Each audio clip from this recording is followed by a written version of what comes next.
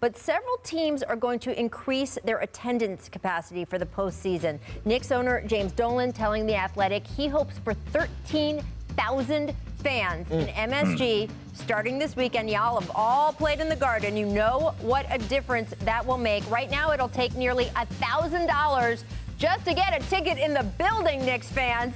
9 teams, in fact, announced increasing their capacity to at least 7,000 fans for the playoffs, including the Jazz, aiming for 71% of their arena full. We expect more increases over the next several weeks. So the impact of fans returning to arenas this season is significant, not just in terms of environment and atmosphere, but the win column as well. We actually saw in games with more fans in attendance, home teams winning more than 58% of the time, compared to less than 51% without fans. So, Perk, how important will having large crowds be in the playoffs, and is this going to be an actual competitive advantage for some teams? Absolutely, it's very important, Rachel. And look, throughout your career, you have done a tremendous job of doing post-game interviews. And how many times have players came to you and said, the fans want us this game? And they're right?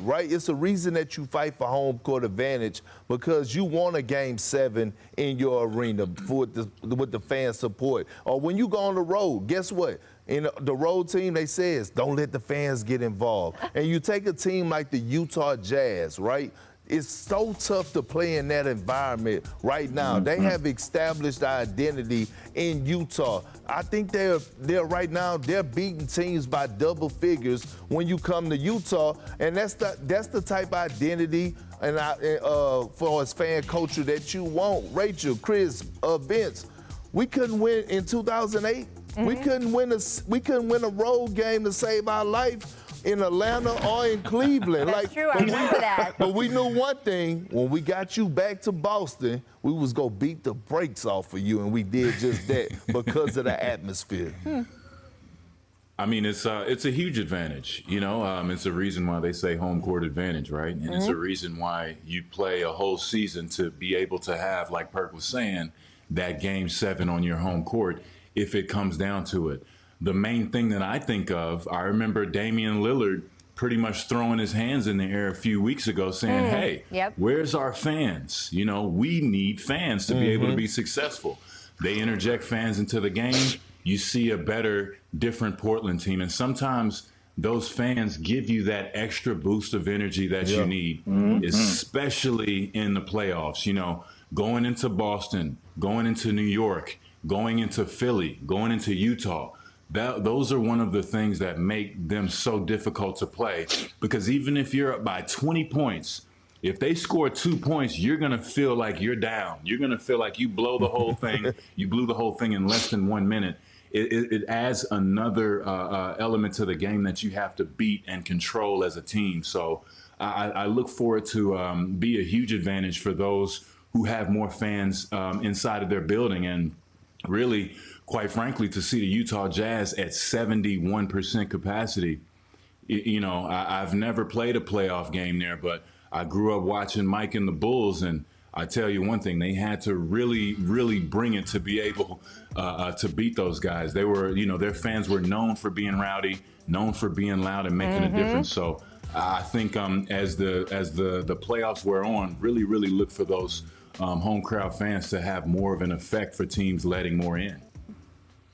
Yes, I think this is going to bring life to the playoffs. First and foremost, the opportunity to play at home is now an advantage. The bubble was successful. You know, teams, you play and it worked out, but it's nothing like earning home court advantage all season long to now get to the playoffs and play your first game and now have that Game 7, like you said, Perk, at home. And now you can rely on your crowd. Just imagine as a team going through on a 10-0 run in an important game, like the play-in game, and your crowd now just amps up the level of intensity because of the noise. And now you go, that villain comes in or that player comes in playing. I call that game. You see this right here? I call that game. Courtside Karen. I call that game. And the wonderful thing about what LeBron said is like, you know what? I embrace it. I enjoy having fans back in the building going at me because it's going to make me elevate my game just a little more as when you're on the road as well as the home team. So to have fans and you look in there, you can hear them chanting, let's go, whoever it is,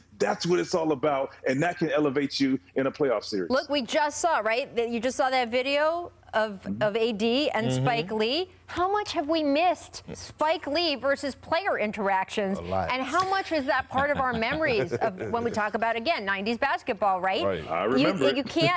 You can't have those clips without the fan interaction, Reggie and Spike and Michael and some of the fans, and it's absolutely true that we're getting that back, which is so great. I will say that the NBA and certain state governments have worked together and said that if more fans are vaccinated, they can have fully vaccinated sections of these arenas, and that will allow them to increase capacity. So you just heard 3 NBA players tell you guys out there that fans make a difference. Having full buildings make a difference. So support your team, go get vaccinated, and then come and yell and cheer to your heart's content. Chris, thank you so much for joining us. As I mentioned, we will see you soon on this show. I could not be more thrilled. Congratulations again on the Hall of Fame. Congratulations, brother. We Congratulations, are man. Thank you. so excited for you.